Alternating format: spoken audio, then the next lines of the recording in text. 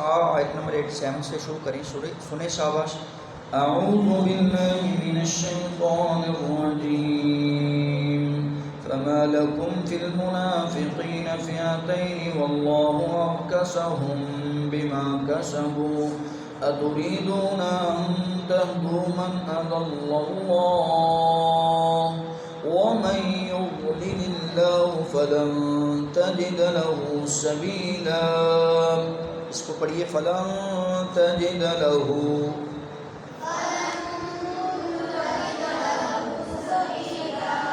वद्दू लौ तकफुरून कमा कफरू फतकूनून सवाअन फला तत्तखिदू मिनहुम औलिया हत्ता युहाजिरू फी सबीलिल्लाह फ़इन फख़ुदूहुम वक़्तुलूहुम हैसु वजदतमूहुम वला तत्तखिज़ू मिनहुम वलिय्यन वला नसीरा इल्ला अल्लज़ीना यसिलून इला क़ौमिन बैनकुम व बैनहुम मीसाक़ुन औ जाऊकुम حصرت صدورهم أن يقاتلوكم أو يقاتلوا قومهم ولو شاء الله لسلطهم عليكم فلقاتلوكم فإن اعتزلوكم فلم يقاتلوكم وألقوا إليكم السلم فما جعل الله لكم عليهم سبيلا ستجدون آخرين يريدون أن يأمنوكم ويأمنوا قومهم كلما ردوا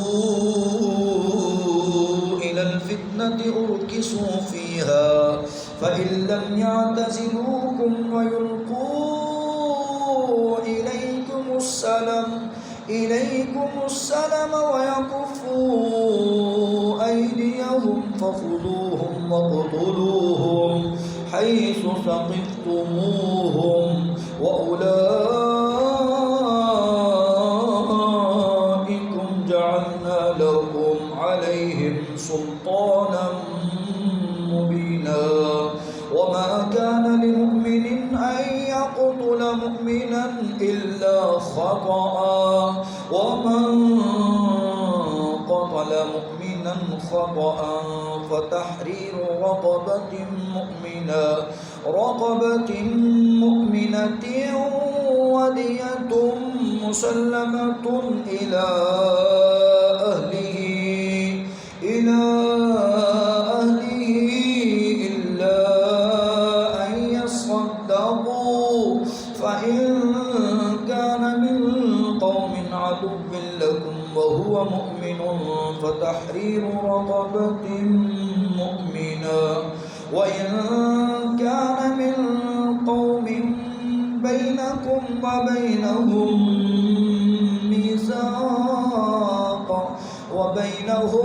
ميثاق فدية مسلمة إلى أهله وتحرير رقبة مؤمنة فمن لم يجد فصيام شهرين متتابعين توبة من الله وكان الله عليما حكيما ومن يقتل مؤمنا متعمدا فجزاؤه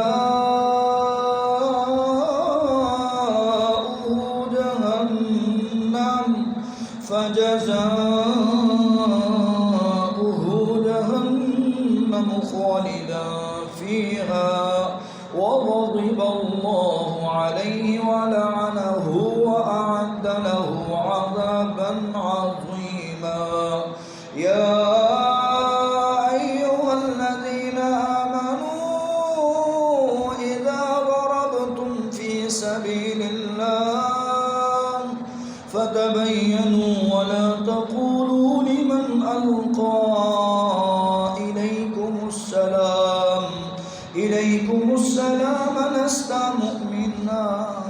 تبتغون عرض الحياة الدنيا فعند الله مغانم كذلك كنتم من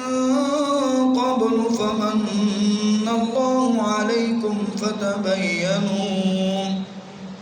إن الله كان بما تعملون خبيرا لا يستوي القاعدون من المؤمنين غير أولي الضرر والمجاهدون في سبيل الله بأموالهم وأنفسهم فضل الله المجاهدين بأموالهم وأنفسهم على القاعدين درجة وكلا وعد الله الحسنى وفضل الله المجاهدين على القاعدين أجرا عظيما درجات منه ومغفرة ورحمة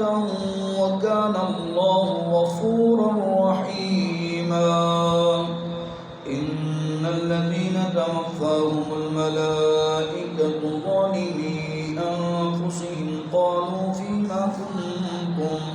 قالوا كنا مستضعفين في الأرض قالوا ألم تكن أرض الله واسعة فتهاجروا فيها فأولئك مأواهم جهنم وساءت مصيرا. पढ़िए शाबाश.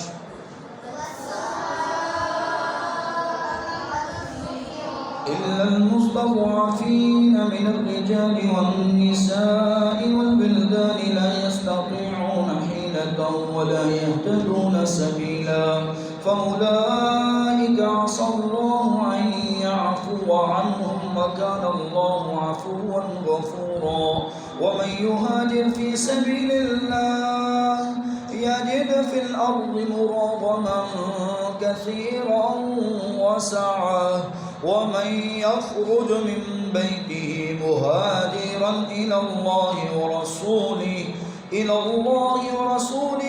ثم يدركه الموت فقد وقع أجره على الله وكان الله غفورا